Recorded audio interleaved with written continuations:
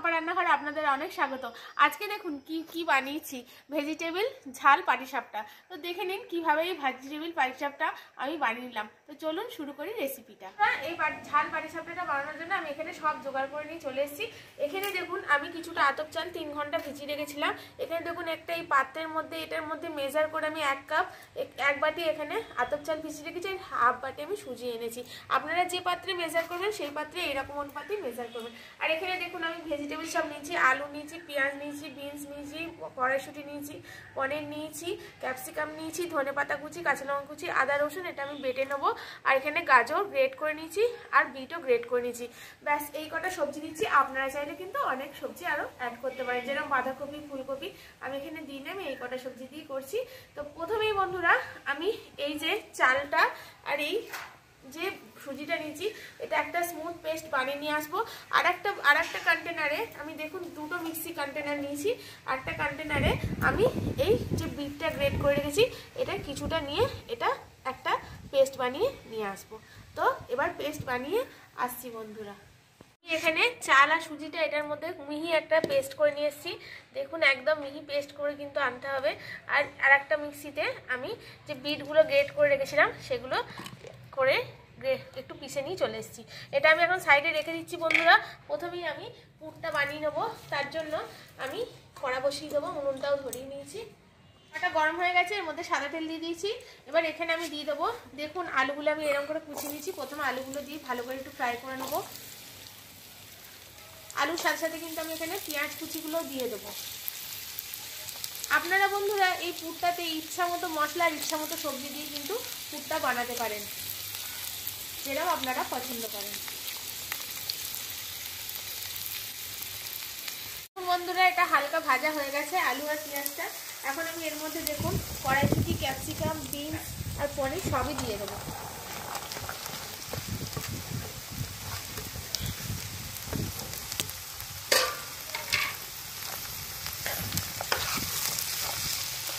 এবার কাঁচা লঙ্কা কুচিগুলোও দিয়ে দেবো।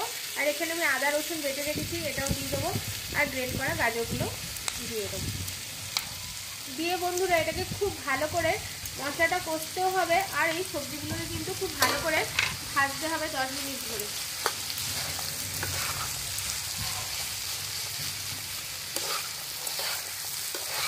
বন্ধুরা আমি আজকে এই ঝাল পাটিসাপটাটা একটু ডিজাইন করে বানাবো। এখানে একটা ছোট বোতল নিয়েছি, আর এই বোতলের ছিপির মধ্যে একটা ফুটো করে নিয়েছি, গরম একটা স্ক্রু গরম করে এর মধ্যে একটা ফুটো করে নিয়েছি। এবার আমি দেখুন এখানে যে আমি এই বিটটা পেস্ট করে এনেছিলাম এটা কিন্তু ছেঁকে নেব। ছেঁকে নিয়ে এর জুসটা যে থাকবে সেই জুসটাকে নিয়ে নেব।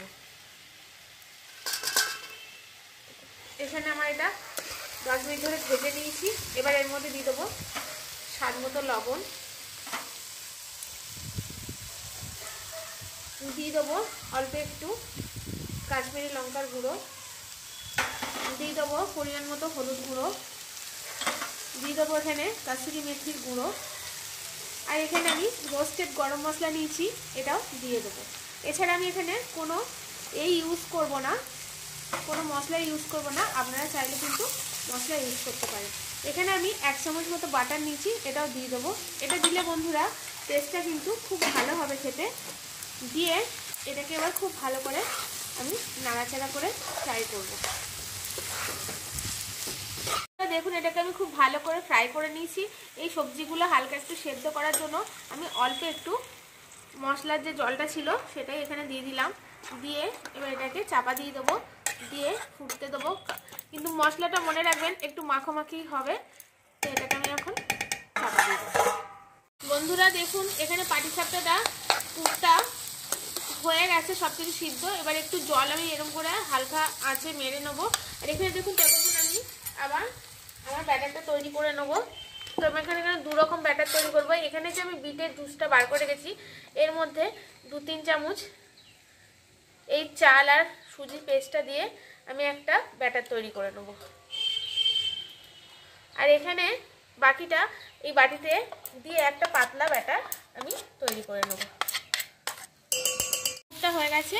এবার ধনেপাতা কুচি দিয়ে পুরটাকে নামিয়ে নেব। একদম কিন্তু শুকনো শুকনো করতে হবে পুরটাকে। আর হাতা দিয়ে একটু ম্যাশও করে নেবেন। তো পুরটা হয়ে গেছে বন্ধুরা, নামিয়ে নিলাম। আর এখানে দেখুন আমি দুরকম ব্যাটারও তৈরি করে নিচ্ছি, একটা সাদা আর এরকম ঘনত্বটা ঠিক এরকম থাকতে হবে ব্যাটারের, একদম পাতলা। দেখে নিন আমি কীরকম ঘনত্বের করেছি, আর দেখুন হাতার গায়ে কীরকম লেগে আছে। আর এখানে আমি ওই বিটের জলটা দিয়েও একটা কিন্তু এই সুজি আর চালের গুঁড়ি দিয়ে বা পেস্টটা দিয়ে একটা ব্যাটার বানিয়ে নিচ্ছি। তো বিটের দিয়ে আমি যে গোলাটা বানিয়েছি এটা এবার এই ছোট্ট বোতলটার মধ্যে আমি ঢেলে নেব। তো এটা ঢেলে নেওয়ার জন্য আমি এখানে একটা থালা নিয়ে নেবো, চলুন পরে।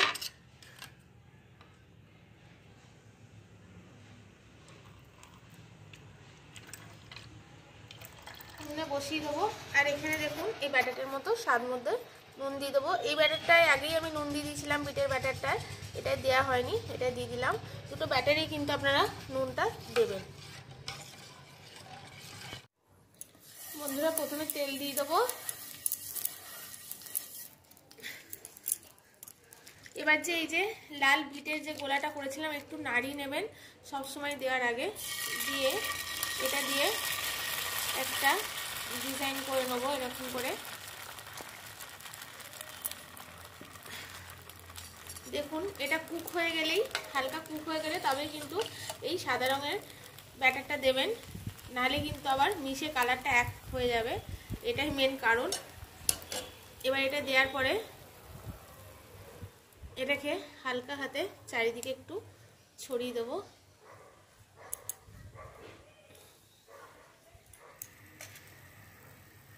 এবার এতে পুরটা দিয়ে দেবো।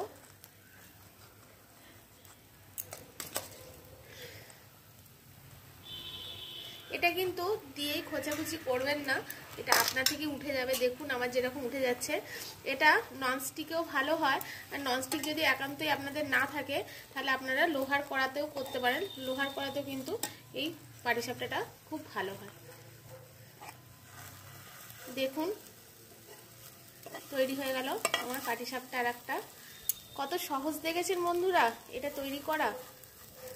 দেখুন এরম করে আমি প্রতিটাই বানিয়ে নেব। এবার আবার একটা করে আমি দেখিয়ে দিচ্ছি।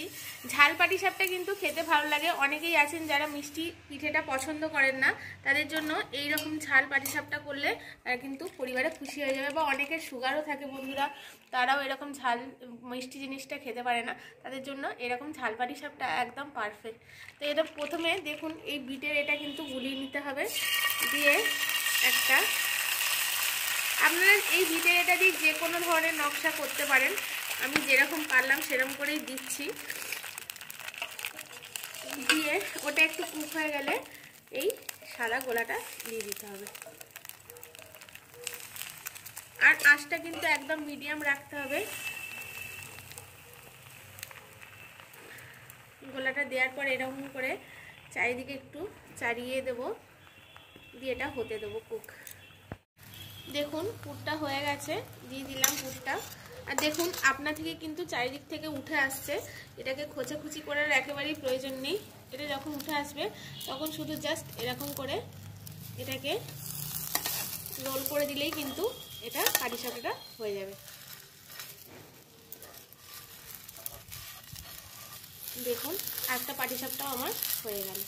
এরকম করে বন্ধুরা এবার সবগুলো পাটিসাপটাই আমি করে নিয়ে আসছি। বন্ধুরা লাস্টের পিঠেটাও আমার বানানো হয়ে গেল। দেখুন কত চটজলদি এই পাটিসাপটা পিঠেগুলো হয়ে যাচ্ছে।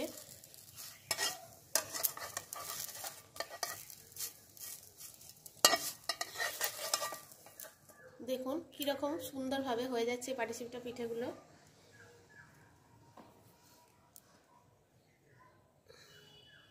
কত সহজেই এই পাটিসাপটা ভেজিটেবলস দিয়ে আমি বানিয়ে নিলাম, আর কালারটাও কিন্তু ভেজিটেবলস দিয়ে দিয়েছি। এবার খেয়ে দেখাচ্ছি বন্ধুরা কিরকম হয়েছে। দেখুন আমি ভেঙেও দেখাচ্ছি ভেতরটা কিরকম হয়েছে। দেখুন কি সুন্দর ভেতরটা দেখতে লাগছে, আর খেতে তো বন্ধুরা একদম অসাধারণ হয়েছে। আমি আগে থাকতেই বুঝতে পারছি, এত সুন্দর একটা গন্ধ বেরোচ্ছে না।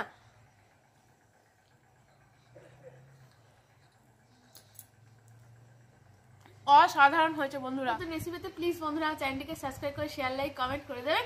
আজকের মতো টাটা বন্ধুরা, আবার আসবো একটা নতুন রেসিপি আপনার সাথে শেয়ার করার জন্য।